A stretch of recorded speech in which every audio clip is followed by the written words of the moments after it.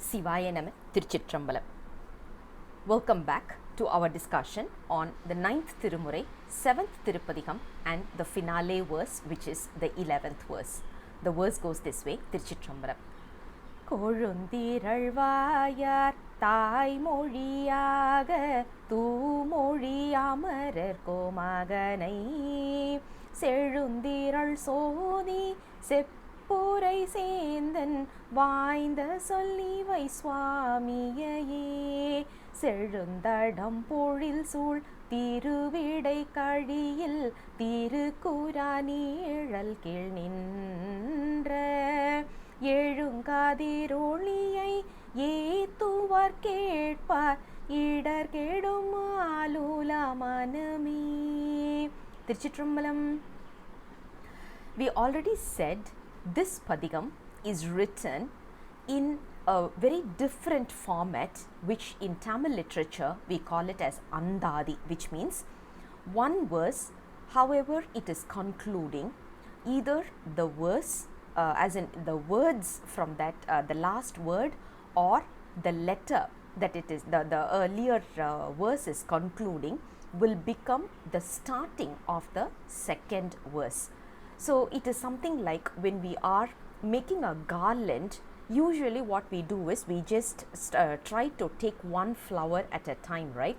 So this sequence is what the entire padikam is made out of. So if you look at it, the earlier verse, the word or the phrase or the letter that is concluding, that's the conclusion of the first verse, will become the starting of the second verse, and the second verse, however it is concluding, will be the starting of the third verse, and so on and so forth.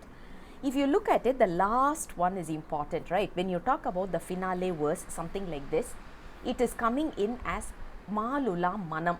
If you remember, the very first verse of this padikam starts as malula manam, so which means it comes as a whole, like a chain, like a garland that we are tying, and it comes as a chain. This is the way how the entire this particular literature is written, and also this has a very special effect, as in, as we said earlier itself, it is written as if a girl has fallen in love with Lord Muruga, and her mum is explaining the difficulty that the girl is going through. In this, it is very simple. This particular verse is very simple.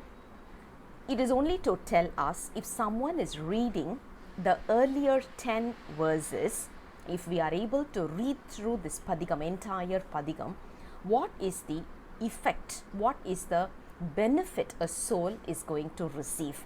So if you look at it, the 11th verse talks about, this is written as the words from a mum. That's why they say it is Thai Mori. Thai Mori means mother tongue, or the way how a mother is talking about.